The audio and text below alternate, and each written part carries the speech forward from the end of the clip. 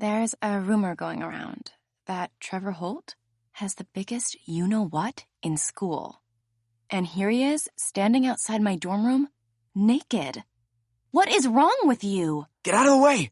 Hurry up! I gape at him as he pushes past me into my room. I get a full view of his butt as he scrambles to the floor and underneath my bed. I'll explain later. Just don't tell her I'm in here. Tell who? As if on cue, a female voice calls his name from down the hall. Trevor's worried face peeks out. There's red lipstick smudged around his mouth. Please! I'm desperate. What's your name again? I roll my eyes. We've only had 3 classes together. Martha. Please, Martha. She's gone crazy. She's gone crazy. You're the one who... Look, I'll owe you one. Get rid of her for me, and I'll do anything. I pause, considering this. Trevor is friends with Drew, my longtime crush. Maybe this is my chance. Oh, what the heck. Fine, but tuck in your stupid feet. He mouths thank you, and his face disappears again under my bed. And it's not a moment too soon as an angry Tilla James suddenly appears in my doorway. She's wearing her signature red lipstick, the same color I just saw around Trevor's mouth. Where is he? Where is who? Trevor Holt? I just saw him run down this hallway. Trevor Holt? I tap my chin and pretend to be thinking. Sorry, I don't know anyone by that name. She gives me the once-over. You're lying. Everyone knows who Trevor is. Even you, her eyes are saying. Just then, a stifled laugh sounds from under the bed.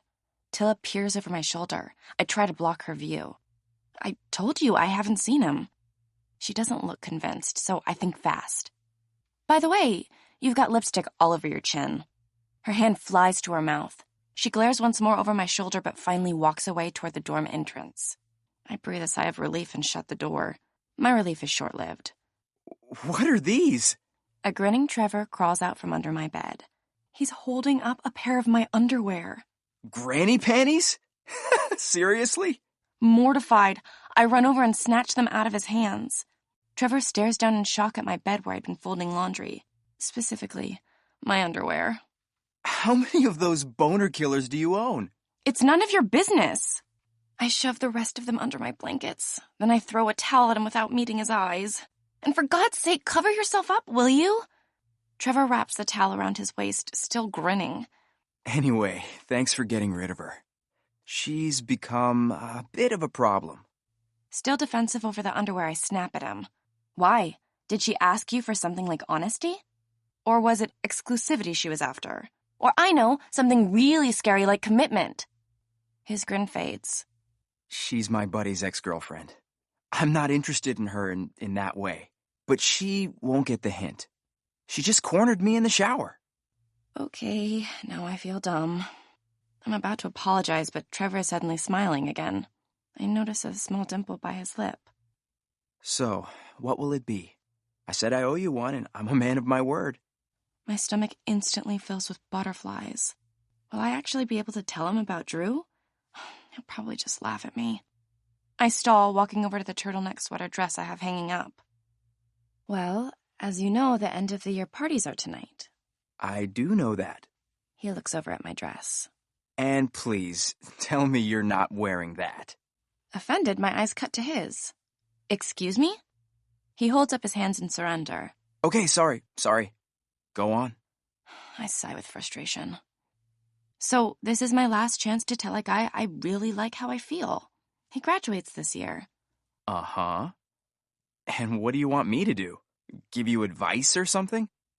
Well, I gather my courage. This is your last chance, Martha. Just go for it. Not exactly advice, but it'd be great if you could put in a good word for me. That gets his attention. Why would he care about what I have to say? Because you guys are on the football team together. His eyebrows shoot up in surprise. So you want to tell one of the football players that you like him? And you're planning to wear that? To my horror, he laughs. Come on, Martha. You seem smarter than that. Those guys only go for one type of girl.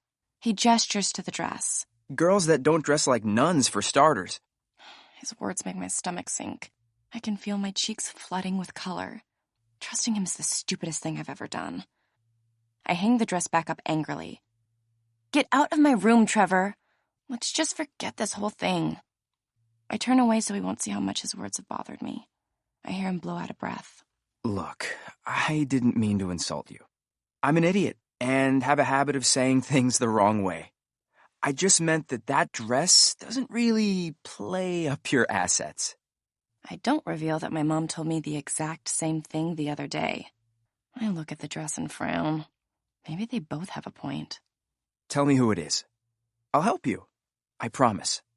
I don't want to tell him, but maybe if he tells me I have no chance with Drew, I can finally get over this asinine crush.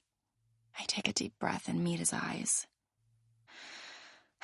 It's Drew Longhorn. To my surprise, Trevor looks disappointed. Seriously? Why him? We were lab partners in chemistry my freshman year.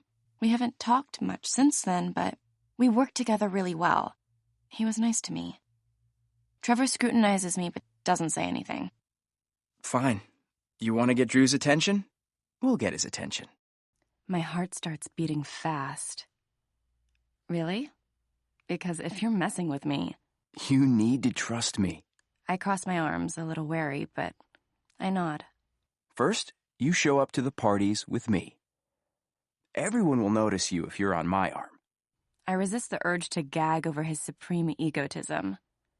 Second, we need to go shopping. Because I'm sorry, but you're not wearing that. He leads me out into the hallway and up to his room on the second floor. He's still wearing my towel and nothing else. I stand in his doorway and watch him pull a box from his closet. Ta-da! It's a box of women's clothing. Where did you get all those? I call it my one-night stand box. Now take your pick.